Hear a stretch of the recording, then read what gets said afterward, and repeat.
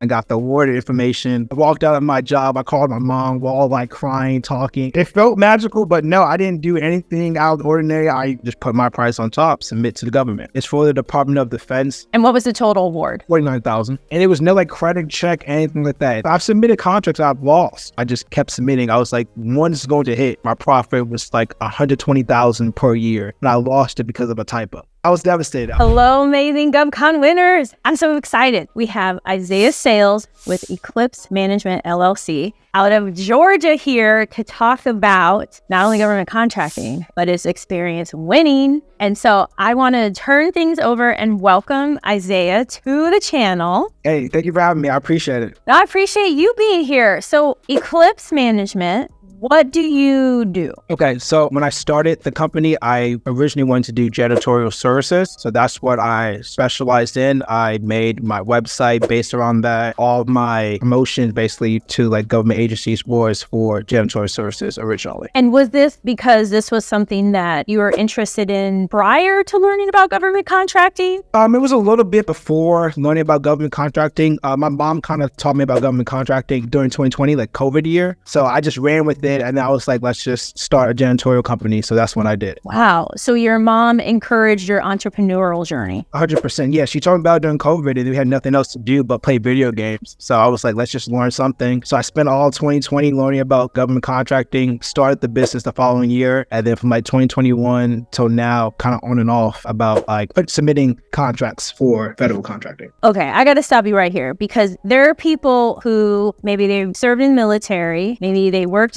for the federal government, maybe they worked for corporate, and they're kind of like, oh, I don't really know if I can take that leap and like get a contract, bid on a contract. Why would they want me? And here you are, your mom's encouraging you. You're like, I want to play video games. I want to learn about government contracting. What allowed you to say, hey, this is not going to be a thing? That's the vibe I get. Yeah, it was really just my mom talking about it. And the more I like got into learning about like the knowledge of government contracting, watching your videos, Hamza, Eric Coffey, I just kept watching videos and it's really like intrigued me. I always had like that entrepreneurial like mindset. I used to sell shoes and things like that. So it kind of makes sense to me product wise. Like you get a product, I'm selling it to an end user. This just happened to be the federal government. And so talk to us about your first federal win. What was it for which agency? Break that down for us.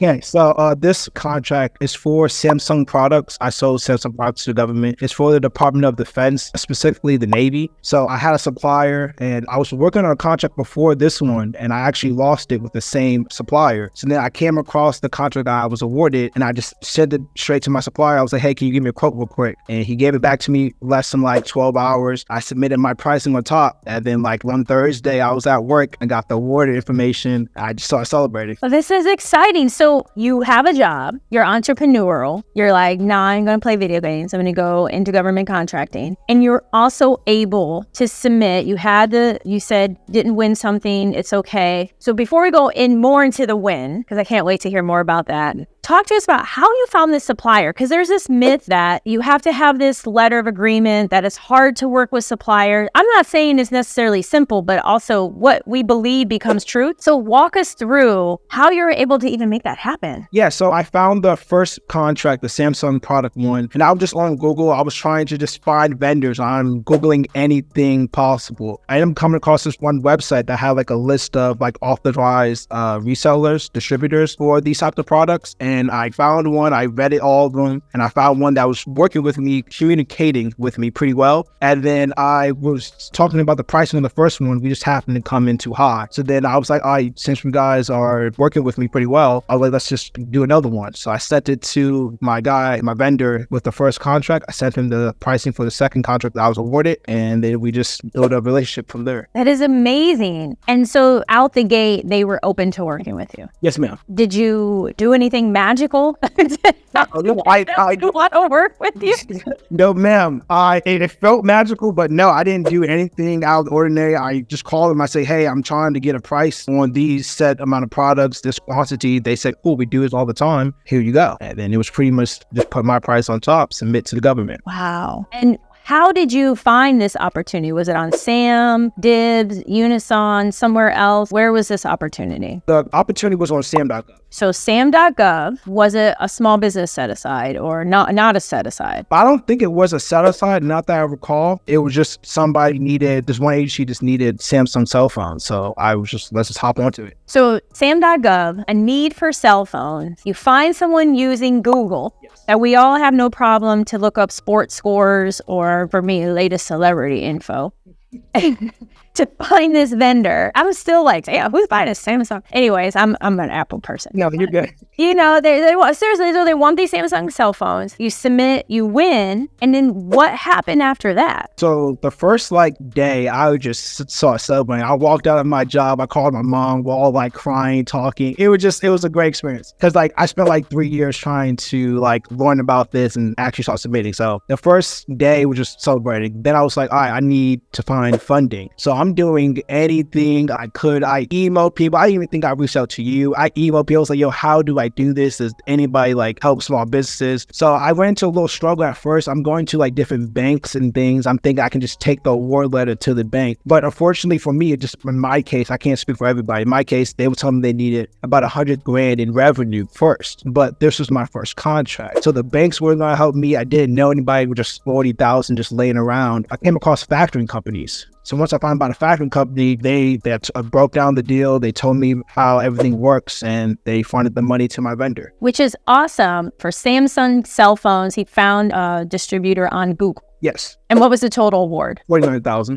Okay, so $49,000. And then with any of us, same thing. I remember we needed to pay for prints at an Office Depot and I didn't have the money. I remember crying on the phone and I was like, how am I going to pay these thousands of dollars for prints? And thankfully they offered funding on the spot. But man, it's a scary situation to be in. So again, you didn't say, oh, I don't want that, because I get that a lot. I get a lot of people, how do I fund? And I'm kind of like, okay, well, you know, there's factoring, there's loans, there's banks, you got to look into it. But then what some will say, which you didn't, and that is, oh, well, I'm just going to give it back. I'm going to tell them I can't do it. And this is not that. This is not that. So break down factoring, because this may be a new concept for some viewers. Talk to us about a factoring company. From my understanding, a factoring company is basically somebody who buys or funds the product on a purchase order with federal contracting. So they'll basically buy the contract from you, they'll purchase the money up front, and you pay them on the back end with your gross profit. So there's no really loan. They'll just cover it with a fee for fronting the money with your vendor. Which is outstanding, because another myth out there is, oh, I've been told I have to have hundreds of thousands or $1 million on contract for a factoring company to fund. And like any business, that may be the case. Like Hermes, I don't think you can go into Hermes and get anything under $20 unless it's maybe a bottle of water, but you can get a purse at dollar store inexpensively. So it's like you have different types of lenders out there. So there may be lenders who are open and they're not requiring that you have $5 million on contract. And I think that's awesome, because you found them and you didn't give up, and then they immediately provided the money on your behalf to the vendor, if I heard you correctly. They showed me the wire transfer and my products are now in the way. Which again is amazing. And this was so fast. What has happened since this win? So now, since I got the wire transfer, I'm just waiting for the product to get to my vendor. They're going to check everything in-house and then ship it straight to the government's front door, wherever the address was. Okay, terrific. And then for this one, are you going to invoice them through the PI system, the wide area workflow? Yes, the government will invoice me that way. And then once I get the profit, I'll just pay my factoring company. Okay, awesome. This is exciting. Look at that. I love it. You're glowing. It's exciting. And it shows that you don't have to do this full time. Oh, no. I would like to, but right now, still working the job. I do this a couple hours after work, like post work, and then I'm trying to submit on anything I can. I just happen to come across this one and finally hit. I love that. I love that. What other opportunities are you searching right now? So now that I have this one under my belt, I'm also searching other electronics, Apple products, things like that, because my vendor told me they do all these other different brands as well. So I'm trying to do those as well, but also still working on services. I'm still trying to get janitorial, still trying to get landscaping, snow removal, anything I can subcontract out. And I love that. And that's another big lesson to take from your story. You started out, you branded everything as janitorial. And another myth is, well, why would they want to buy Samsung cell phones from me if they go to my website and it looks like janitorial? Because in the federal government, it's a very special space. It's like the Amazon mindset. We have no problem buying pens and wrist guards and groceries and Doritos from Amazon and more things. So why wouldn't the federal government want to do the same with Isaiah? Because he's offering them the best deal. So I love that. You mentioned snow removal, you mentioned janitorial. Are there any other services that you're like kind of interested in, but not yet? Yes, I have a background in working like my 9 to 5. I have a background in working in logistics. So I'm trying to transfer my knowledge in logistics into the federal contracting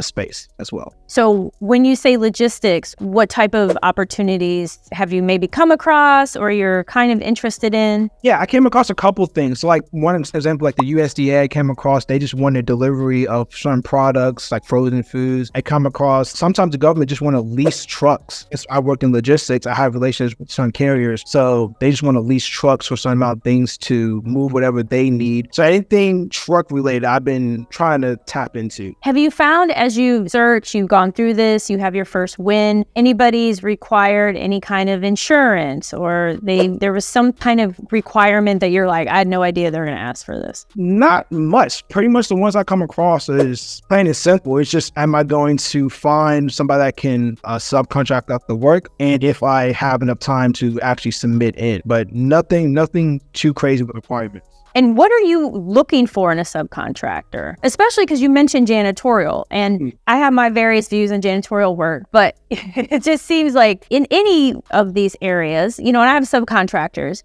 but what do you look for, whether it's trucking, it's janitorial, it's snow removal? What are like 3 kind of characteristics you're seeking? Yeah, I try to see how often they are actually working, how like past performance. I ask past performance from them. So the government asks me, I ask them just so I can vet them before I even try to put them under like a teaming agreement. So I ask for like past performance. I try to see how many employees they have, because if the job is really big for the government, you only have 3 employees, you may not be able to actually handle the work. So I try to see the employees, past performance, and I ask for like how much like the previous contract or previous jobs were, just to see they're in the realm of what the government's asking.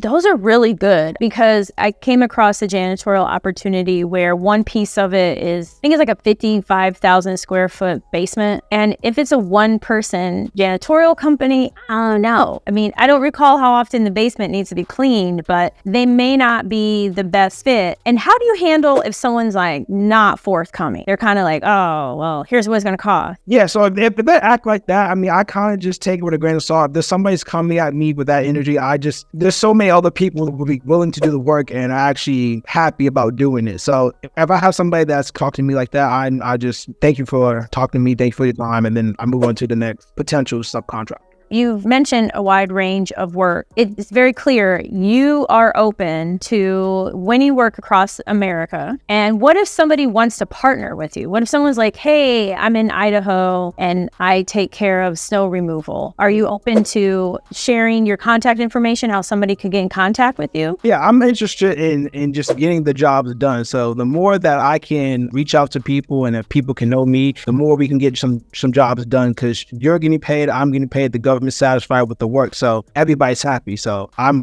down to work with anybody. What's the best way for them to reach you? Yeah, so I have my business email. It's info@eclipsemanagementllc.com. So that's my business email. And then I'm on LinkedIn, Isaiah Sales. You can message me on LinkedIn. And I want to also add, I love that too. This is a strategy I can't recommend enough. If you are in government contracting, please have a LinkedIn. It just legitimizes you. 100%. It's cool to have Instagram. It's cool to have TikTok. It's cool to have your Pinterest. It's cool to have Facebook. But LinkedIn, it's like, oh, you have a professional presence.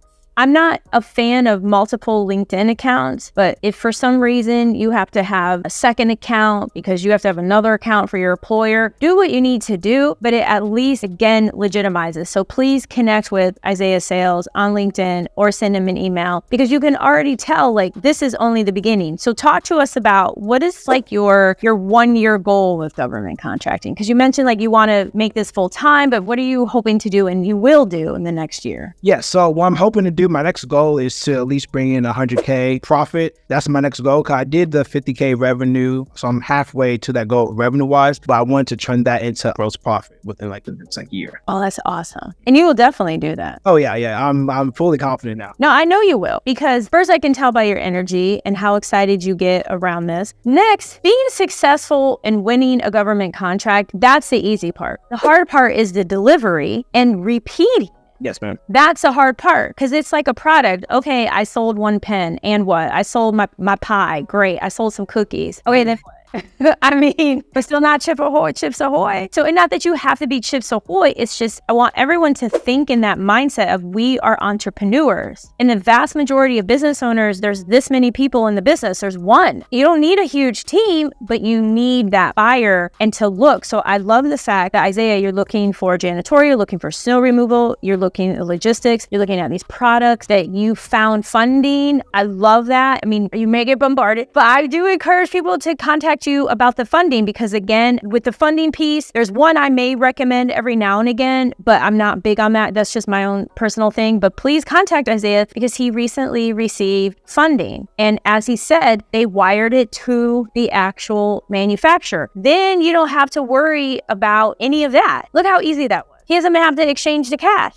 Right. And it was no like credit check, anything like that. They just gave him the purchase order. I showed them the signed award letters, a signed form. I just sent that to them. They said, well, I mean, come on, y'all. No credit check. You can't even get a credit card for $10,000 without a credit check. And he over here got over $40,000. So it shows that it's possible. It's just, you got to believe it here, and you can tell it. You already believe that. You weren't like, okay, I don't know how I'm going to get the money. I don't know. Maybe I shouldn't have done this. You're like, okay, I went on Google. I went to some places. I think I contacted you. This is what I did. That's the mindset that's necessary in this space, because there's no shortage. It doesn't matter what's going on in the economy. There's no shortage. So talk to us also about what are some other opportunities like you've come across of recent. What are some other ones? Yeah, I've come across like they wanted refrigerators. They wanted a concrete slab that was like 36,000 pounds. I found some more products. They wanted some like septic tanks. This all sorts of things. So I try to narrow it down, but when I first like look at Sam, I'm just looking at opportunities. Another question I get often is, well, what NAICS code? How do you find these things? Walk us through that. Yeah, so like I said, going back to like 2020, my mom broke like the NAICS codes down to me. So I have certain NAICS codes like landscaping and janitorial. So I used to filter my like Sam.gov under those NAICS codes, but now I just look at Sam. I try to filter it by due dates to see what I can really do. That's awesome. Please share with us about how your mom knew about government contracting to get you involved in it and to share all this information with you. Yes. So my mom has that same type of mindset, entrepreneur mindset. So she, real estate, writing a book, government contracting, she just told me about it because she think like this is something I would be interested in. And I ran with it. So from 2020, just reading books, watching YouTube videos, your video, amongst all the others I've mentioned. And then I just locked in. I love that. Is this something like she may want to get into? Like maybe you all form another company? Yes, I'm glad you asked. This is something like we're all actually trying to get to. So I'm like one of 6 kids. So I admit it now. My mom's in it. I've talked to one of my older brothers about it. So we're all kind of starting a business and we'll all communicate about federal contract. Wow. Where do you fall? Are you like in the middle? Yeah, I'm the third of 6. Whoa, you're like right there in the middle. Yeah. And look at that. From putting down video games and investing in yourself, you won a contract, and then look at this. Inspired others in your family. And those watching, the same will happen for you. Yes. I'm just happy to be here because I used to watch all your videos, all the people like being here. So I'm just happy I finally got to win one and come on your show. Well, I'm so happy that you're here because Isaiah had posted in the Facebook group that he won. And I'm like, I want to interview him and find out about it because first and foremost, it's something that we all need to be reminded of. And that is we truly are winners. We are a reflection of God and we're winners. And so it's easy to look around and say, and all of that. But it sometimes can can be challenging to see all of the success stories because for whatever reason, they're not always put out there, or people try to pull down people who are successful. And so I love that you mentioned that. And that's the point of the Facebook group, is to encourage and to help people. And so I'm so glad for that, because there are many people watching you who are like, well, shoot, if Isaiah can do this, then I can do it too. Like, I can find Samsung phones. And that's what I want people to take away from it, because the thing is, many watching, you haven't yet. You didn't bid on that one for Samsung phone. Doesn't mean you have to bid on everything. Not saying when I say bid, doesn't mean you bid on everything, but it's about the mindset of, okay, I can do this. Look at what he did. He won. He was able to get the funding after, which I always say will happen. Look how easy this is. Yeah, this has been a blessing. I've been too happy. I've prayed about it so many times, because I've submitted contracts I've lost before. So that can, just losing kind of makes you like getting your feelings in your head a little bit. But I talked to my mom about it, talked to my girlfriend about it. I just kept submitting. I was like, one is going to hit. So this one just happened to be the one. Yeah, I mean, because it's easy to get caught up. I didn't win. Oh, am I really supposed to do this? It's like this tornado. And you don't want to get caught up in that, because what would happen if you didn't bid, and look at you now. Yes, ma'am. This is tremendous. So share again how people can get in contact with you, Isaiah. Yeah, so I'm on LinkedIn, Isaiah Sales, SAYLES, and you can also email me. My business email is info at like a solar eclipse management LLC.com. I love it. Some may want to know, we didn't discuss it yet, in addition to your small business, and I only say that because the vast majority of us are, it's a good thing in the federal government to be small. What other set-asides do you have, or are you potentially seeking to apply for? The only set aside I have right now is just in terms of federal contracting, total small business. That's the only one I have at the moment. And you still won. Yes. Yes, ma'am. Which goes again against the myth. There's no need to collect. This isn't a video game. We don't have to collect all these badges and points to save somebody. Just by having a small business set aside, and you may not even need it, because if you're bidding on something where there isn't a set aside, they're just open to whoever can provide it. And then when you have the set aside, it just narrows your competition. Yeah, the set asides help, but they don't win anything. So yeah, it's good to have, but there's nothing to like, I wouldn't bet money on you're just going to get a federal contract because you have a set aside. I would agree. So many people who have the set asides will write and then they haven't won anything. It's like having a cute store and then nobody's shopping. Whether it's online or physical, you got to sell. Like another stat, I've seen some contracts don't even go awarded because some people just not submitting contracts on. So people think it's a big competition, but it's really not. Some people are just not submitting. You might be the only one to submit a contract, but then it'll be yours. That's right. Assume it is yours, because if there are so many companies, I know for us right now at this stage we're laser focused, but before, early on, I would bid on everything. I would bid on trying to give you some envelopes. It didn't matter. I was open. But keep in mind, maybe I bid on something where 15 companies bid, and that may be the max. I mean, 15. You probably get more likes on a Thanksgiving dinner picture, right? More than 15 likes than, companies who are bidding. So the competition is small. And even with the 15, I've had debriefs when I lost and I asked for debriefs, and they'll say like there'll be like 15 people who submitted, but only 3 was actually in our requirements. So just because they submitted doesn't mean they fell into the lines that the government was asking. That's a really good point. Talk to us about that, because some may not know that you can request this and what it is. So break down for everyone, what is a debrief and how you requested it. Yeah, the debrief is basically just asking government what you did wrong after like a contract is awarded. So for this specific debrief, it was for snow removal. I think it was like Londonderry, New Hampshire, I think. I submitted a contract. I was actually, come to find out with the debrief, I was the lowest price, but I messed up when the CLIN number, the item numbers, I messed up one line in all the option years. I lost the contract. It was going to be like 5 years. My profit was like $120,000 per year, and I lost it because of a typo. Okay, my heart is broken. Yeah, I was devastated. But I lost the contract. The debrief literally said because of item like 001, so like the base year 1001 for the next year and so on, I lost the contract because of a typo. But one door closes, many more open, so it's okay. Whew, it's okay. Yeah, it was. It took a minute to go over it, but I eventually did. You said they emailed the information to you. Yes. So I asked the contractor offer through email. I was like, hey, I just wanted to know about a debrief. She was like, we really don't do debriefs, but she still typed out like why I lost. So she sent me like a little PDF and she signed in everything. And she was just like, in the PDF, it was like, because of item numbers 001 and so on, there was a typo, so it messed up how much you were actually asking for. So the pricing numbers didn't make sense. So in that reason, they couldn't award my company the contract. So they had to give it to somebody else. And the next price was $86,420 more expensive than mine. I mean, it's a learning. You can recompete in 5 years. Here's the other thing. They don't have to issue option years. So they may discontinue the contract after the first year. That is true. I heard about that. So we'll see.